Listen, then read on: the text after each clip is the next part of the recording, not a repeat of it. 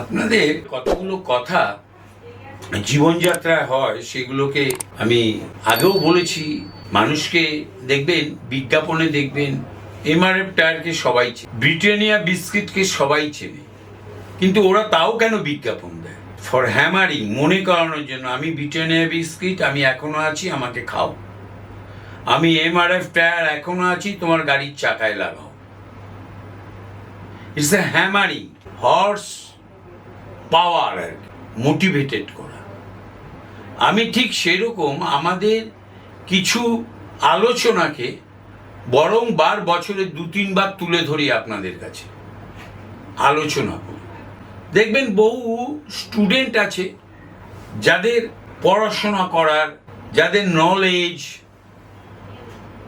Thinking power, IQ level, intuition power, decision maker, তারা দারুণ decision maker, অসাধারণ, but number পাচ্ছে না। 65 to 75% ভেতরে ওরা আটকে যাচ্ছে। বাট ওদের যে নলেজ, সেই নলেজ যে কোনো মানুষকে উৎসাহিত করবে, স্যাটিসফ্যাকশন দেবে, কিন্তু পরীক্ষার খাতায় ওরা ভালো লিখতে পারে না। আমি লক্ষ্য করে দেখেছি এদের পিতামাতারাও অনেক সময় আমাদের সাবজেক্টকে না জেনে, না বুঝে বোঝার মতন ক্ষমতাই নেই তার, বলে আমি মানি না।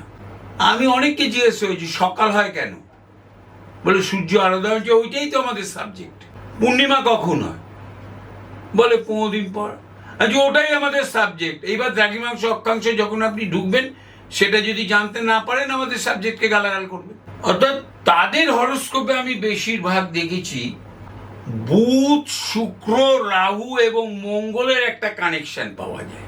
এই ছাত্রদের নলেজ খুব বেশি হয়, কিন্তু যশ হয় না, পপুলারিটি, ফেম। তারা একটা ঘরের মধ্যে আবদ্ধ থাকে। ট্রানজিটের শনি বুধের সাথে মিশে অনেকে আমি দেখেছি নার্ভের রোগ করে দিতে, চাকরি পাচ্ছে না। ভালো চাকরি করেছিল, একবার ক্যাম্পাসিং এ করেছে, খুব সেন্টিমেন্টাল হয় এরা, চাকরি ছেড়ে দিয়েছে। তারপরে অ্যাডামেন্ট কথাবার্তায় যদি রাহু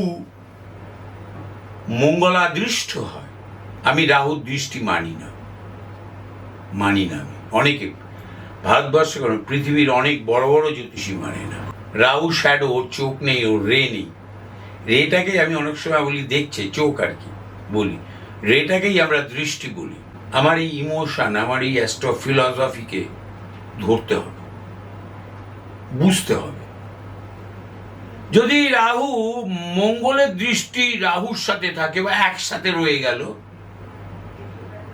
পঞ্চম ভাব, শনি 11th হাউস থেকে ওটাকে দেখলো, শনি শুক্র 11th হাউসে রইল, রেয়ার কিছু তো ভাবে চেঞ্জ হয়ে যায়, ভালো রেজাল্ট দেয়। তা নাহলে এটা নেগেটিভ রেজাল্টই বেশি দিয়েছে। চাকরি পায়নি, ঘরের মধ্যে থুম হয়ে বসে আছে, বড় বড় চুল হয়ে গেছে, নখ হয়ে গেছে বড় বড়, কখন ঘুমোয়, কখন ওঠে, কখন খায়। যখন সবাই দুপুরে নিদ্রা গিয়েছে, বয়স্ক পিতামাতা 3:30-র সময় এসে স্নানও করলো না, খেয়ে নিল। এই যে দুঃখের জীবন বহন করে যাচ্ছে, এ কিন্তু কখনো ডাক্তার ঠিক করতে পারে না। আমরা পারি, হলপ করে গ্যারান্টি দিয়ে বলছি, আমরা পারি। আমি বলেছি না, নয় ভালো রত্ন ধারণ করুন, কালার থেরাপি ভালো রত্ন ধারণ না করলে হয় না। আর তাহলে ঈশ্বর আছে বিনা পয়সায়, তার পায়ে পড়ুন, রোজ মাথা ঠুকুন। এমনও হতে পারে রত্নের থেকে ভালো রেজাল্ট সেখানে ঈশ্বর আপনাকে প্রদান করবে। এই যে ঠিক এই রকমের যে প্ল্যানেটরি পজিশন, দশার সাথেও দেখা গেল, দশায় রাহুর দশা চলছে, কিছু করতে দেবে না। নলেজ প্রচুর, ডিগ্রি কম। ইভেন আমি দেখেছি তারা টিউশনই পর্যন্ত বেশি দিন করতে পারে না। আত্মহনন করে নিয়েছেও এমন দেখেছি, সুইসাইড করে নিয়েছে। এই প্ল্যানেটের অবস্থানগত প্রভাব, নক্ষত্র প্রাপ্তি ভাবের প্রভাব, ট্রানজিট এবং দশা, এরপরে আরো অনেক কিছু মেলাতে হয়, নবচক্র, নবতারা, ত্রিপাক চক্র, ওই সবগুলোকে একটা সিস্টেমের মধ্যে আনতে হয়, তবে আমরা প্র্যাকটিস করতে পারবো, নাহলে পড়ানো যেতে পারে। প্র্যাকটিস নিজের তৈরি একটা ক্রিয়েশন, নিজের তৈরি একটা ফর্মুলা যদি না হয়, নিজের ক্রিয়েশন, তাহলে প্র্যাকটিস হয় না, কোনো সাবজেক্টেরই হয় না, না জ্যোতিষ, না চিকিৎসা, না আইনি, না প্রশাসন। একটা নিজের তৈরি সিস্টেম ক্রিয়েট করতে হবে। এই রকমের যাদের প্রভাব ছোট থেকে তৈরি হয়, সাথে সাথে অ্যাস্ট্রোলজার দেখানোর প্রয়োজনীয়তা আছে বলে আমি মনে করি। বেশি কাশি, সর্দি, মাথা ব্যথা বুঝতে পারে না হলে তো ডাক্তারের কাছে যান।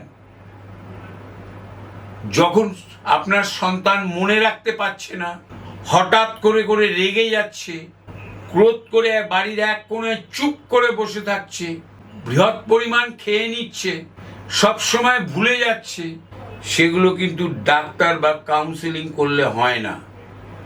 তার জন্য কালার থেরাপি, অ্যাস্ট্রোলজারের ভবিষ্যৎবাণীর প্রয়োজনীয়তা আছে, অ্যাস্ট্রোলজিক্যাল কনসালটেন্সির প্রয়োজনীয়তা আছে।